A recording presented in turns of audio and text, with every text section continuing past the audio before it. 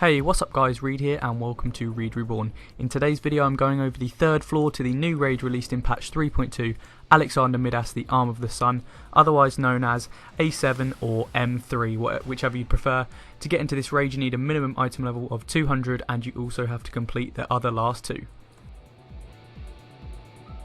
So one of the first things you're going to see is our 8 tubes, 4 on the left and 4 on the right. Now I'd recommend having 1 tank, 1 healer and 2 DPS in like each set, because you're going to have to fight some mobs in these groups, so if they're sort of unbalanced then you're going to struggle a bit more and it just makes everything a lot easier.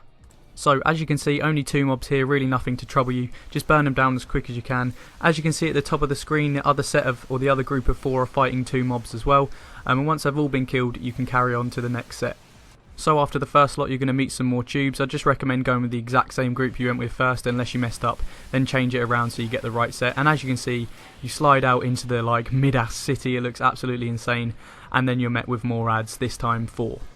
So the exact same again, just burn down these ads as quick as possible, and then as soon as you've killed your set and the other group has killed their set, the barrier will unlock and then you can move on to the boss. So in this fight you're going to be facing Quick Think's All Thoughts.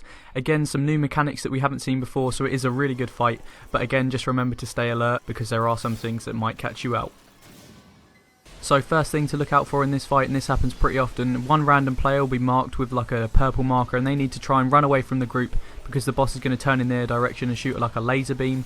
So ideally you should run away from every single player so no one else gets hit.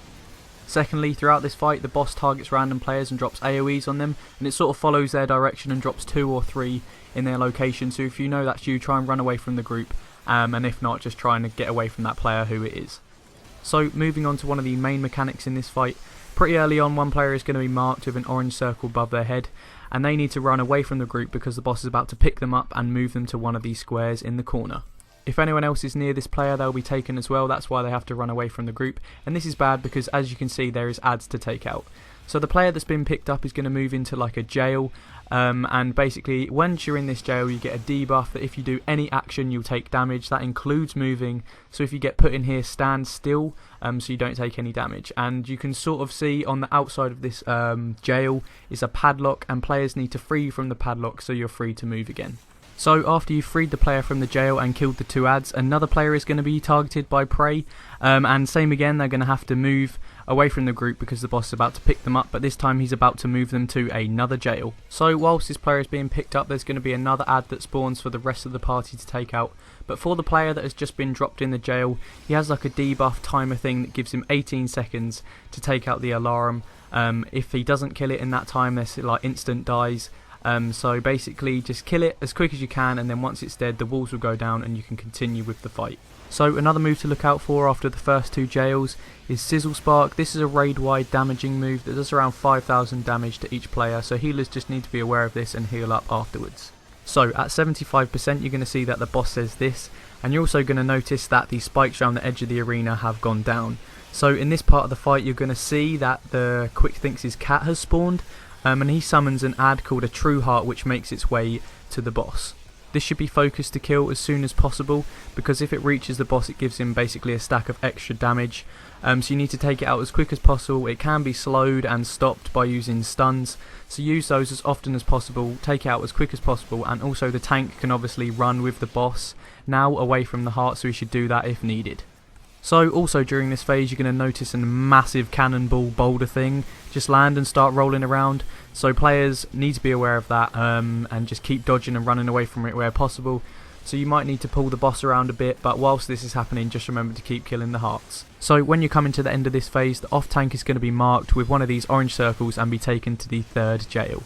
As always stay away from this player, and he'll be taken off to the jail, and in the meantime the rest of the party have to kill one of the ads that spawns, and I think there's actually like 2 or 3 ads that spawn during this jail, but the off tank is going to be taken to a jail, and he's basically going to have to do the same as the DPS just with another ad. He's got a limited time to take it out before he dies, and as soon as he kills it he can then come back out and continue with the fight. So keep burning the boss down and dealing with the mechanics that you've dealt with so far, and soon after one of the healers is going to be targeted by one of the orange circles. And as always move away from that player and the healer will be on the way to the 4th jail. So the first 2 jails are for DPS, the third jail is for the off tank, and the final jail is for one of the healers. So anyways, same as always, kill the 2 adds while the healer's in the jail, and what the healer has to do in the jail is there's a gas vent that they have to stand in. It poisons the rest of the group, but the healer just has to stand on the gas vent and sort of heal themselves, and soon after the poison will go and the barriers will come down, and then they can come and join the fight again. So talking about healers, one move they do need to be aware of is uplander doom. Basically the boss is just going to shoot the tank like constantly, and every single shot gives the tank an increase like physical vulnerability up stack. So the tanks can swap, and this is what our group did at around 3 or 4 stacks, but if they don't, healers need to be aware, because the more stacks the tanks have, the more damage they're going to take. So the penultimate mechanic in this fight, and it only happens once during the end of the fight, the boss is going to drop 5 bombs and they attach randomly to 5 different players, and depending on how close you are to the bomb and what you're standing on, depends on how much damage you take. So for example, I'm just going to play it a few more times so I can explain. If you're close to the bomb, you're going to take more damage than if you were far away from the bomb, and if you're standing on the flat surface without the spikes, you're not going to take as much damage as if you were standing on the spikes, because you get a vulnerability up stack. And finally, if you're close to another player's bomb when it explodes, it does massive damage, and as you can see, rip to that guy that I accidentally killed. But there is 5 bombs, so technically there should be 1 in each corner and 1 in the middle, and that's how basically you survive.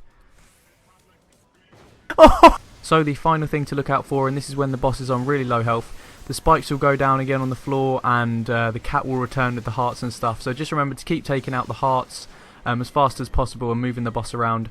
But the only thing to look out for now is there will be a second massive cannonball boulder thing, so you might have to run around a bit more dodging, and just be careful because they do pretty high damage if you get hit.